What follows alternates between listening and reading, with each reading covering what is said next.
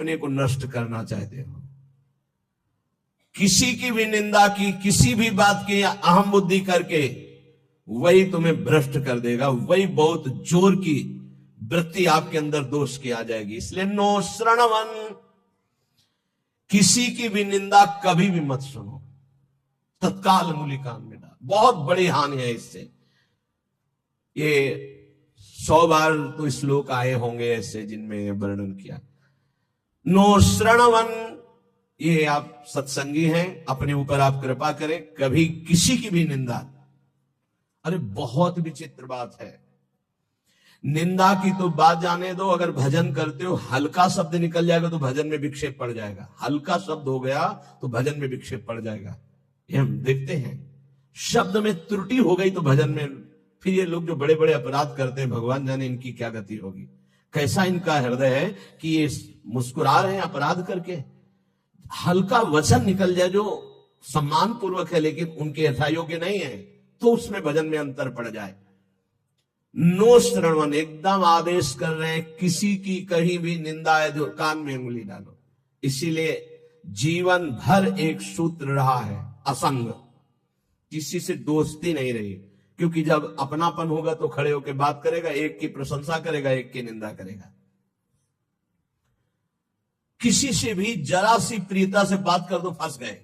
सेवक जी महाराज बहुत सावधानी से कह रहे हैं, तब सुख हरिवंश गुण नाम रसना रटत और बहुवचन अति दुख दानी।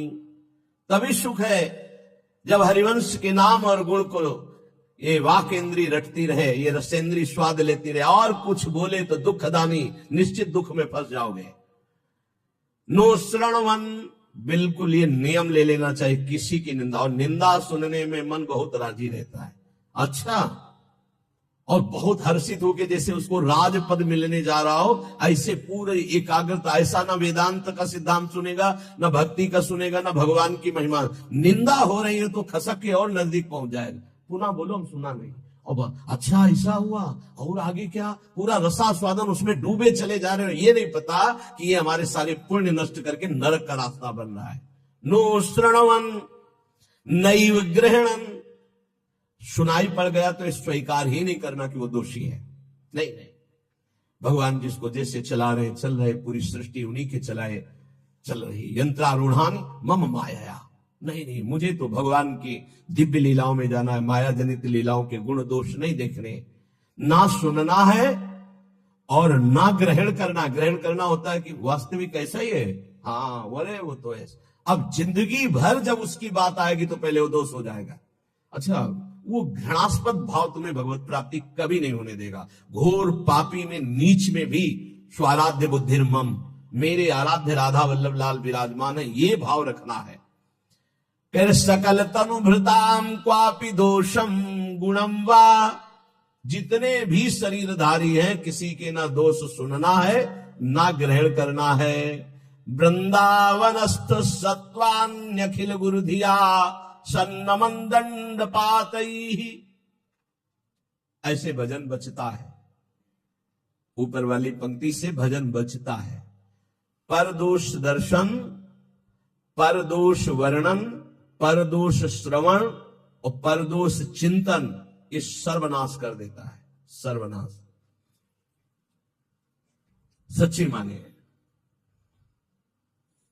किसी का भी उपहास कभी मत करना, कभी निंदा मत करना, कभी निंदा मत सुनना। नहीं, 100% आप लिख लो, कुछ दिनों में वो आपके ऊपर हावी होगा।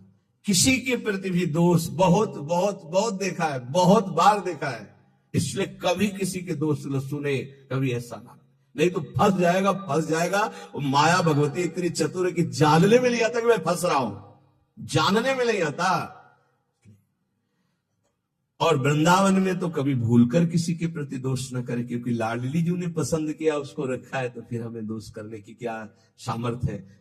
जब लाडली जो मुझ जैसे नीच को वृंदावन में रखे तो उसको वृंदावन में रखे, तो हमारा अधिकार कैसे जब हम अपने को देखते हैं तो हम बड़े अधिकारी थोड़ी है वृंदावन वास के। हम पर जब कृपा हुई तो उन पर भी कृपा हुई, तो जब उन पर कृपा होगी पूरी तो वो भी महात्मा बन जाएंगे। हम दोष दर्शन क्यों करें। तो वृंदावनस्थ सत्वान्यखिल गुरुधिया सन्नमन दंड पातई, अगर वृंदावन के किसी भी वासी पर दोष दर्शन हो जाए तो प्रणाम दंड पाते हैं।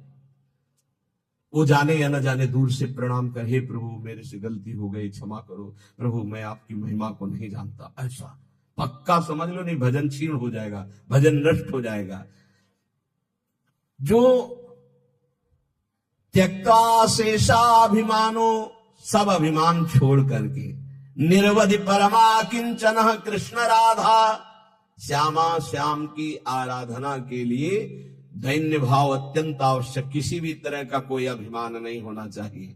त्यक्त्वा शेषाभिमानो, कोई भी अभिमान शेष नहीं है, रूप का, जवानी का, इन शरीरों का अभिमान, यौवन, बाहुबल बहुत विचित्र है। कुछ भी हो जाए तो जीव का ऐसा गलत स्वभाव पड़ गया, वो अभिमान कर लेता है। अपने आप तो बहुत छोटे। भगवान शंकर तांडव कर रहे थे तो दो तालियों से ऐसे बाणासुर ने ताल मिलाई। भगवान शिव प्रसन्न हो गए, कहा शास्त्र भाव, हजार भुजा वाला हो, महान बलशाली विक्रम भगवान शिव की कृपा से। अब दो भुजाएं तो अगर सही ढंग का स्वास्थ्य हो तो फिर खुजली संभलती नहीं, बल्कि भगवान शिव का कृपा पात्र हजार भुजाएं, तो जिस पर्वत में मारे चकनाचूर, जाके दिग्गजों को ललकारा, भाग पड़े, कोई उसके सामने नहीं। काफी समय विचरण करने के बाद भगवान शंकर के पास आयो, कहा जगत गुरु, आज दूसरी तरह से प्रणाम था। भगवान शंकर ज्ञान समुद्र, बोले गुरु खुजली हो रही भुजाओं में। बोले मतलब?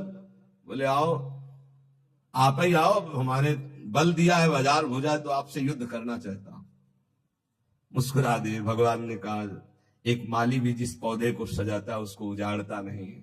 तुम्हारी भुजाओं की खुजली मैं तो नहीं मिटाऊंगा, लेकिन मेरे समान बलशाली आकर मिटा देगा।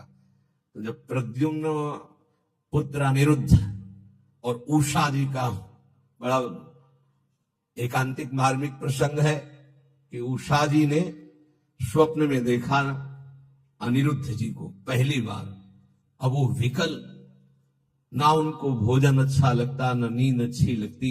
तो जो उनकी परिचर्या में वो 9 कुमारी थी, आसपास राज सैनिक, वयोवृद्ध या जो स्त्री पुरुष दोनों नहीं है, उनको लगाया जाता था। राजकुमारियों के महल की सुरक्षा में वयोवृद्ध, अनुभवी या जो स्त्री पुरुष दोनों नहीं, उनको लगाया जाता था। तो ऐसी व्यवस्था में उनके पास सखियां सेवा में रहती थी। कभी कभी कोई सूचना मिलने पर बाणासुर के। अब उषा जी को इस तरह विक्षिप्त देख करके न भोजन, न नींद, न बल, तो उनकी एक बहुत प्रिय सखी चित्रलेखा थी, जो बड़ी योगिनी थी, शक्ति संपन्न थी। उसने कहा सखी, मेरी सखी होते हुए तुम इतना उदास, बोलो ना, कोई ऐसा विषय है जो गुप्त विषय तुम बता नहीं सकती, वही तुम्हें इतना विक्षिप्त कर रहा है। मैं समझ रही हूं कोई विषय तो है। तो उनका सखी, मुझे एक स्वप्न में 9 कुमार के दर्शन हुए और अब मैं उसके बिना जी नहीं सकती, पर मैं ये नहीं जानती को है कौन, कहां का है, क्या है, पर स्वप्न में मैंने देखा। तो उनका स्वप्न में आपने देखा तो त्रिभुवन का कोई ऐसा नहीं है जिसका मैं चित्र न बना सकूं, और तुम्हारे सामने साधारण कोई आ नहीं सकता, क्योंकि साधारण से तुम मोहित नहीं हो सकती। तो मैं असाधारण महापुरुषों के परिवारों का चित्रण करूंगी, तुम केवल इशारा दे देना, मैं योगिनी हूं, अपहरण उसका मैं कर लूंगी। स्वप्न में देखा था अनिरुद्ध जी को। वो बड़े बड़े नागलोक, स्वर्गलोक, सब लोगों के बड़े बड़े जो सुंदर हैं, गंधर्व हैं, देवता हैं, यक्ष हैं, फिर मानव लोक का। जय भगवान श्री कृष्ण का चित्र आया तो मुस्कुराई, बोले बस कुछ मिलता जुलता ऐसा ये तो नहीं है प्रद्युम्न जी, बस का बिल्कुल नजदीक पहुंच चुके हो, मिलता जुलता ही चित्र है बिल्कुल। और जे ही अनिरुद्ध जी का आया सो रो पड़ी, बोले यही मेरे चित्त का अपहरण करने वाला। बोले बहुत बड़ी जगह तुम्हारा स्वप्न होगा, आसक्ति हुई है, पता है द्वारिकाधीश भगवान श्री कृष्ण के ये नाती है अनिरुद्ध जी। सुदर्शन चक्र का रात दिन पहरा रहता है द्वारिका में, किसी का भी प्रवेश नहीं। बहुत महान जगह तुम्हारी आसक्ति हुई, पर मैं अपने प्राण त्याग कर भी सखी तुम्हें मुस्कुराते देखना चाहती हूं। तो उनका अगर मुस्कुराते देखना चाहती थी इनसे मिलवा दो। स्वप्न में देखा था। भगवान सुदर्शन चक्र से प्रार्थना की। वो योगिनी थी कि बिना भगवान श्री कृष्ण की इच्छा के अनिरुद्ध जी का उषा जी के स्वप्न में जाना असंभव है। वो संभव हुआ तो श्री कृष्ण इच्छा से। तो हे सुदर्शन जी, आप भगवान श्री कृष्ण के पार्षद हैं। यदि श्री कृष्ण की इच्छा से ऐसा हुआ है तो मुझे उनकी इच्छा का संपादन करने के लिए आप निर्विघ्न मार्ग दीजिए। चली गई। सुदर्शन जी ने बाधा नहीं पहुंच, पलंग से उठा लिया अनिरुद्ध जी को। योगिनी थी, महल में आके उषा जी ने देखा, जो मेरे स्वप्न का विषय थे वो साक्षात गले लग गई चित्रलेखा जी के और कहा, तुम धन्याति धन्य मुझे कर दिया। अनिरुद्ध जी की जब आंख खुली तो अपना महल नहीं है, तो धैर्य पूर्वक समझाया कि मैं अपहरण करके लाई हूं, ऐसा ऐसा ऐसा। भगवान श्री कृष्ण के पुत्र कामदेव प्रद्युम्न जी और उनके पुत्र अनिरुद्ध जी, ये भगवान ही है। वासुदेव संकर्षण प्रद्युम्न अनिरुद्ध, जैसे राम लक्ष्मण भरत शत्रुघ्न, ऐसे ही वासुदेव संकर्षण प्रद्युम्न अनिरुद्ध, ये भगवान ही 4 रूपों में। भगवत स्वरूप अनिरुद्ध जी। अब तो क्या हास्य विनोद, विविध प्रकार की क्रीड़ाएं। जो वयोवृद्ध संरक्षक थे, एक बार निकलते हुए उषा जी को देखा। बाणासुर को सूचना पहुंचाई कि आपकी बेटी के हाव भाव और प्रसन्नता को देखकर लगता है किसी पुरुष का संयोग हो चुका है, तो उनका सबकी गर्दनें उतार दी जाएंगी। बाहर से कौन पुरुष जा सकता है? तो बोले, वचन देता हूं, इतनी भारी सुरक्षा है कि बाहर से वायु भी बिना अनुकूल हुए हमारे नहीं जा सकती। दैवी शक्तियों का पहरा है। बाणासुर की कुल माता थी जो पूरे नगर की रक्षा करती थी, पर योगिनी चित्रलेखा जी की इस चाल को कोई नहीं जान पाया था। बाणासुर ने कहा, ऐसा क्यों? मेरी बेटी को कोई दूषित कर दे मुझ जैसे बलवान के होते हुए। अब उसको कौन रोक? सीधे जो ही गए सो पलंग पे उषा जी और अनिरुद्ध जी पासे खेल रहे थे और सखिया बेटे हास्य विनोद। जेवी अनिरुद्ध जी को देखो, उषा जी ने देखा, अनिरुद्ध जी तो सिंहवत बंदी बनाने के लिए लाख कोशिश की, मार मार के सैनिकों को। भगवान के स्वरूप है अनिरुद्ध जी। आखिरकार महाबली बाणासुर अपनी शक्तियों का प्रयोग करके अनिरुद्ध जी को बंदी, देवर्षि नारद जी पहुंच गए द्वारिका। प्रभु खोज कर रहे थे अनिरुद्ध जी की, उषा जी के महल में बाणासुर ने बंदी बना लिया है। बलराम जी ने सुना, ये जानते हुए कि हमारा वंशज और उसको बंदी बना लिया, शोणितपुर को नष्ट कर दूंगा। अब बलराम जी द्वारिकाधीश, पूरा वैभव। सूचना मिली युद्ध की, तो इधर अपने चेला के साथ भगवान शंकर, बलराम जी के साथ द्वारिकाधीश, आमने सामने युद्ध प्रारंभ। भगवान शंकर पशुपतास्त्र तो नारायणास्त्र दिव्यस्त्र। भगवान श्री कृष्ण ने इशारे से कहा कि आप ही का तो रचा हुआ सारा खेल अपने चेला की भुजाओं की खुजली मिटाने के लिए आपने ही तो हमें बुलावा दिया है। एक बाण मारा भगवान श्री कृष्ण ने जन्मणास्त्र, बाणासुर की भुजाओं को जब 4 रह गई सब काट दिया। तो भगवान श्री, बस प्रभु बस। तो बोले, प्रभु मैं तो आपकी ही आज्ञा का अनुमोदन कर रहा हूं।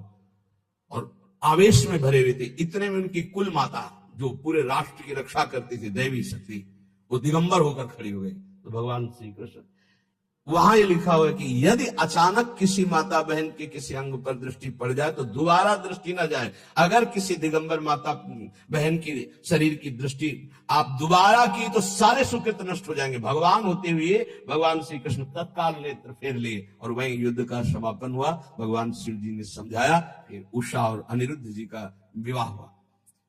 ये अहम इतना पुष्ट कि अपने गुरुदेव से कह रहे थे, मेरी भुजाओं की खुजली मिटा दो। बाणासुर यहां कह त्यक्त्वा शेषाभिमानो निर्वधि परमा किंचन कृष्ण राधा। यदि आप अपने भजन को बढ़ाना चाहते हो तो नो श्रवण नई ग्रहणन, ना किसी की निंदा सुनो और ना स्वीकार करो कि ये दोषी है। सकल तम व्रताम पापि दोषम गुणम वा, पूरी सृष्टि के किसी भी जन के दोष या गुण स्वीकार मत करो। गोस्वामी तुलसीदास जी बहुत बड़े महापुरुष हैं, आज तक बचपन से लेकर के आज तक। वो एक बार आए थे भक्तमाली जी, उन्होंने कहा मुझे तो ऐसा लगता है कि आपके ब्लड में ही रामायण है, ब्लड में ही गोस्वामी तुलसीदास जी का, मान लीजिए ऐसा ही है, क्योंकि जहां जन्म हुआ वहां का वातावरण ही ऐसा था, डीएनए में ही तुलसीदास जी है। सच्ची मानिए, कोई प्रसंग नहीं जाएगा जो विनय पत्रिका और रामायण से उसका। तात सुनहु माया कृत गुण अरु दोष अनेक, गुणया उभय न मानई, मानहि सो अविवेक, न गुण न दोष किसी के, सब में भगवत भाव। त्यक्त्या शेषाभिमानो, ये बहुत कठिन है अभिमान का त्याग करना। अभिमान का त्याग करके अकिंचन भाव से यदि राधा कृष्ण श्यामा श्याम की उपासना हो तो बोले प्रेमानंदाश्रु मुंचन, फिर प्रेम आनंद का प्रकाश हो जाएगा। प्रेमानंदाश्रु मुंचन, अश्रु मुंचन करते हुए, ये भक्ति का प्रसाद है।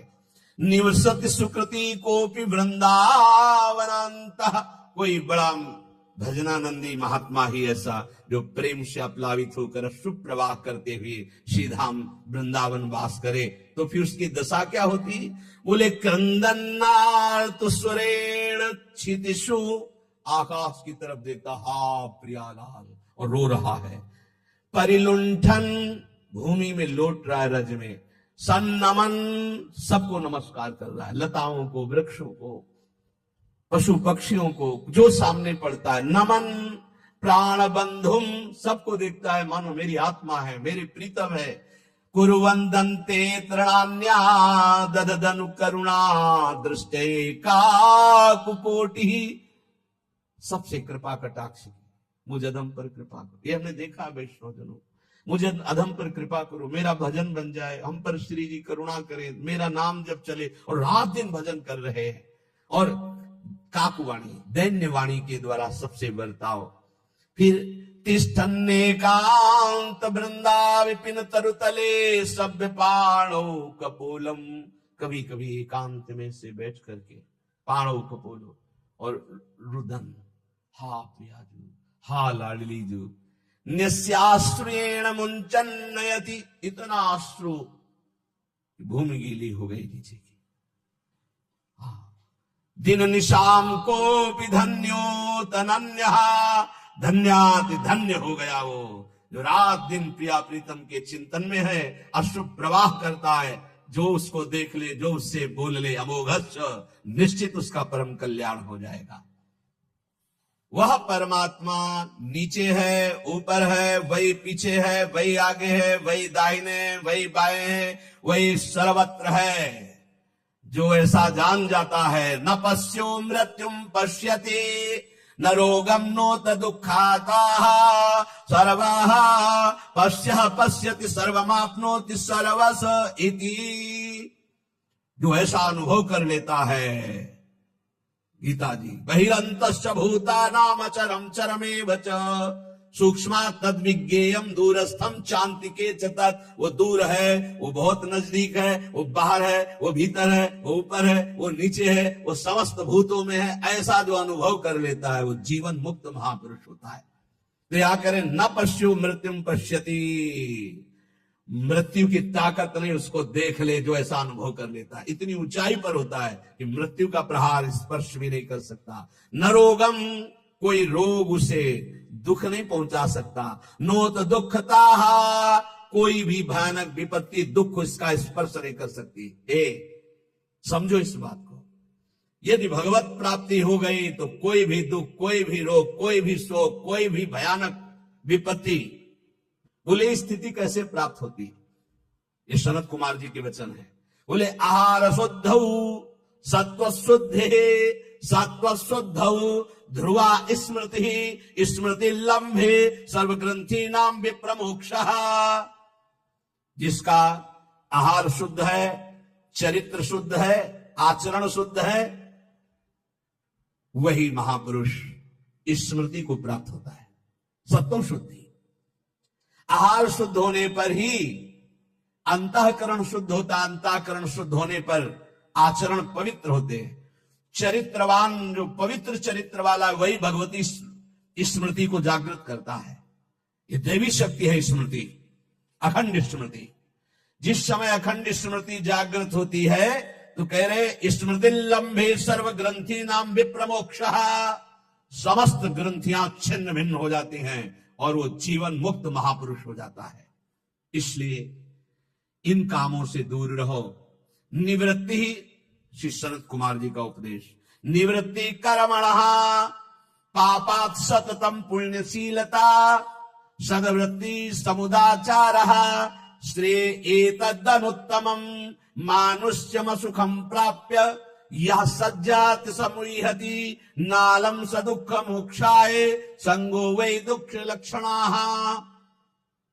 भूल कर भी कोई पाप कर्म मत करना, नहीं तो ये नष्ट कर देगा। कोई और नहीं, तुम्हारा पाप कर्म ही तुम्हारी बुद्धि में बैठकर या अन्य की बुद्धि में बैठकर तुम्हें दंड दे देगा। सदा सत्कर्म करो, सदाचरण करो, पाप कर्म से डरो। सनत कुमार जी कहे साधु पुरुष जिसे आदेश करते हैं कि ये करना चाहिए, वही बर्ताव पुण्य कहलाता है, और जिसे कहा जाता है ये नहीं करना चाहिए, वही पाप कहलाता है। उत्तम आचरण करने वाले बनो, सदाचार पालन करो। जहां सुख का नाम नहीं है, ऐसे मानव शरीर को पाकर विषय भोगों में रत जो होता है वो अज्ञान में डूब जाता है। विषयों का संयोगी सीधे नरक गमन। त्रिविधम नरकस्येदं द्वारम नाशन्मात्मनः कामः क्रोधः तथा लोभः तस्मादेत्रयम् त्यजेत्। काम, क्रोध, लोभ, मद ये सीधे नरक पहुंचाते हैं। सीधे कामः क्रोधः तथा लोभः। और गोस्वामी जी कह रहे काम क्रोध मद लोभ सब ये नाथ नरक के पंथ। यही रास्ते हैं, ये नरक पहुंचा देंगे। इसलिए इस मानव शरीर को पाकर विषय भोगों में जो आसक्त होकर अज्ञान मोह में डूब करके अपना समय नष्ट कर देता है, वो कभी दुख से छुटकारा नहीं पाता है। इसलिए नित्यम क्रोध तपो रक्षेत् श्रियं रक्षेत् च मत्सरात् विद्यां मानवा मानाभ्याम आत्मानं तु प्रमादतः। मनुष्य को चाहिए, साधक को चाहिए कि जब उसका भजन बढ़ता है तो उसके भजन को नष्ट करने के लिए, तप को नष्ट करने के लिए क्रोध बहुत बढ़ जाता है। इसलिए क्रोध के द्वारा अपने भजन और तप की रक्षा करे, क्षमा के द्वारा। जहां क्रोध हो तो समझ लो भजन तुम्हारे नष्ट करने के लिए लीला की गई है माया के द्वारा। क्षमा कर दो, चुप हो जाओ, शांत हो जाओ। कल एक उपासक बहुत अच्छे सुलझे हुए हैं, उनका जब कोई हमें ज्यादा सताता है तो हम ये कह देते हैं देख लेना श्री जी तुम्हें देख लेंगे, और फिर बोले जो उसकी दुर्दशा होती तो थोड़ा अच्छा लगता है कि हाँ भगवान हमारी सुनते हैं। हमका गलत भैया गलत, सब मिटिया मेट हो रहा है। ये जो साधन भजन करो सबका प्रयोग हो रहा है, तुम्हें आनंदित नहीं होना, तुम्हें रोना है कि ऐसा क्यों हो रहा है। तुम्हें प्रार्थना करनी कि हे प्रिया जो यदि मेरे मन में भी आ जाए तो इसको दंड मत देना, तब तुम्हारा भजन बचेगा। अगर ऐसे आनंदित होने लगे ना तो भजन भी नहीं होगा, आगे उल्टा आप पे आना शुरू हो जाएगा। तब सोचोगे कि भगवान तुम्हारी सुनते नहीं। नित्यम क्रोध तपो रक्षेत्, अपनी रक्षा तपस्या और भजन की क्रोध से कर लो, नहीं ये नष्ट कर देगा क्रोध। ऐसा होता है जब गुस्सा आती तो बाहरी गुस्सा मगर रोक लेते तो अंदर से चलने लगता है कि ठीक है हम तो कुछ नहीं बोल रहे, पर हम जिनकी आराधना कर रहे हो तुम्हारे देख लेना पक्का हो जाएगी और तुम्हारा भजन चला जाएगा। ये बात पक्की। तो यहां कह रहे कि नित्यम क्रोध तपो रक्षित संयम। जहां कहीं भी साप दिया है किसी ऋषि ने तो उसी समय वहां लिखा मिलेगा कि वो तप के लिए, जैसे देवर्षि नारद जी ने जेवी नलकूबर मणिगण को श्राप दिया कि तुम वृक्ष योनि को, उसी समय फिर बद्रिकाश्रम के लिए लिखा कि तप के लिए चले गए, क्योंकि तप उधर लगा तो पूरा करो चल के उसे। भजन करना बहुत कठिन है, करके बचाना बहुत कठिन है, क्योंकि जहां आप भजन बढ़ाएंगे तो माया आपके भजन को छीनने के लिए प्रतिकूल व्यवहार करने वाला भेजेगी और आपको क्रोध दिलाएगी। यदि आप क्रोध नहीं दिलाए तो चतुर बचा ले गए भजन को, और अगर गुस्सा आ गई तो अहित तो उसका हो ही जाएगा, पक्का है। जो आपको क्रोध दिला रहा है लेकिन आपका भी अहित हो जाएगा, क्योंकि आपका भजन क्षीण हो जाएगा। नित्यम क्रोध तपो रक्षेत्, नित्य सावधान रहो, तुम्हारे सामने तुम्हारे भजन और तप को नष्ट करने के लिए भेजा जाएगा। नित्य सुरक्षित भजन को बढ़ाना है गुस्सा दिलाने के लिए। रक्षित श्रियम रक्षेत् च मत्सरात्, जो भागवतिक ऐश्वर्य प्रकट होता है उसका नाश हो जाता है दूसरों पर ईर्ष्या करने से। ध्यान रखना है। सनत कुमार जी बोल रहे, तुम्हारा भजन क्यों नहीं प्रभाव दिखाई दे रहा, तुम्हारा तप क्यों नहीं आगे बढ़ रहा? बोले गुस्सा करते हो इसलिए तुम्हारा भजन क्षीण हो जाता है। बोले तुम्हारी भागवतिक संपत्ति वैभव क्यों नहीं बढ़ रहा, आध्यात्मिक? बोले तुम किसी से डाह करते हो, ईर्ष्या करते हो, मत्सरता करते हो। तो रक्षेच मत्सरात रक्षित श्रियम, अपने भागवतिक ईश्वर की सुरक्षा के लिए किसी से ईर्ष्या मत करो, किसी से डाह मत करो। विद्याम मानावमानाभ्याम आत्मानम तु प्रमादतः, तुम्हें जो ज्ञान प्राप्त हुआ है वो नष्ट हो जाएगा यदि मान सम्मान में लग गए या अपमान में बुरा मानने लगे। मान सम्मान को अच्छा मानने लगे और अपमान को बुरा मानने लगे जो संसारियों को लगता है। अगर तुम ऐसा माने तो तुम्हारी विद्या नष्ट हो जाएगी जो तुम्हें भागवती ज्ञान प्राप्त हुआ है। इसीलिए श्रीपाद प्रबोधानंद जी ने वृंदावन महिमामृत में कहा, सम्मानम कलयाति घोर गरलम नीचापमानम सुधा, सम्मान को घोर विष के समान समझो, नीच पुरुषों द्वारा किए हुए अपमान को अमृत के समान समझो। नीच पुरुषों के द्वारा जिसे तुम अपने शासन में ले सकते हो, तप के द्वारा नष्ट कर सकते हो या व्यवहार बल के द्वारा नष्ट कर, सब कुछ है, लेकिन आप सह गए, कुछ नहीं बोले।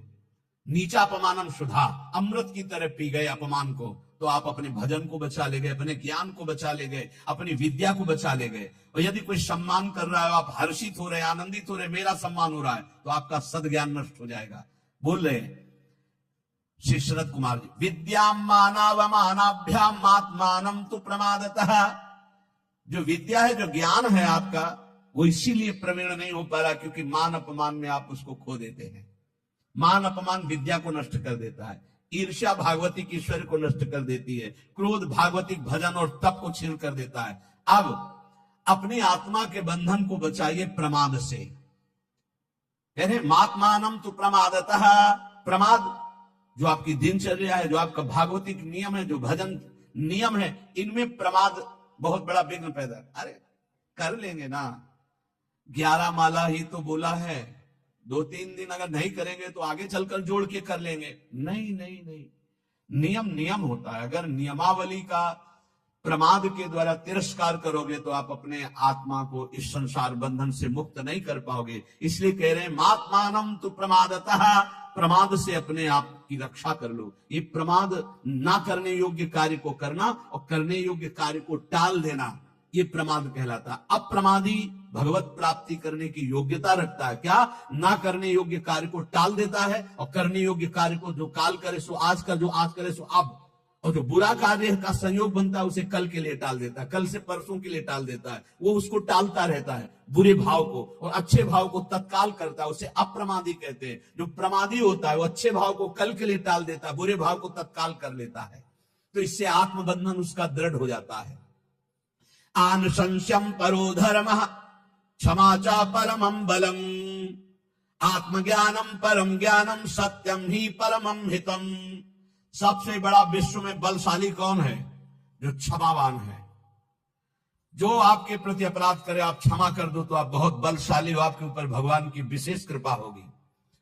और ज्ञान कौन श्रेष्ठ है? जो आत्मज्ञान, सर्वत्र मेरे प्रभु विराजमान है, ये भक्त का ज्ञान होता है। सर्वान वस्तुतया निरीक्ष, और ज्ञानी आत्मस्वरूप अपने में सबको देखता है।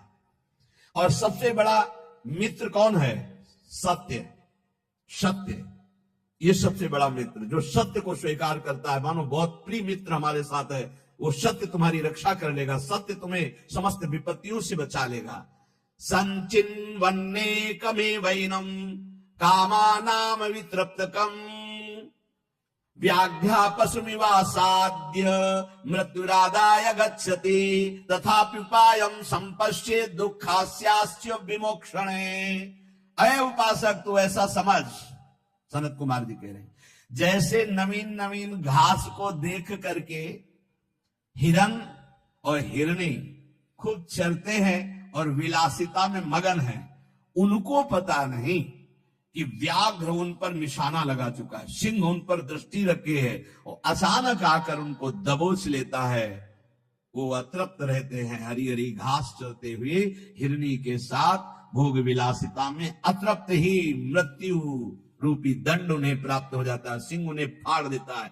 ऐसे ही तू जो भोग विलासिता में नए नए भोगों की चाट में मगन है, काल रूपी सिंह तेरे पर निशाना लगाए और तुझ अतृप्त को मृत्यु दंड देकर हटा देगा, इन सब से हटा देगा। इसलिए सावधान।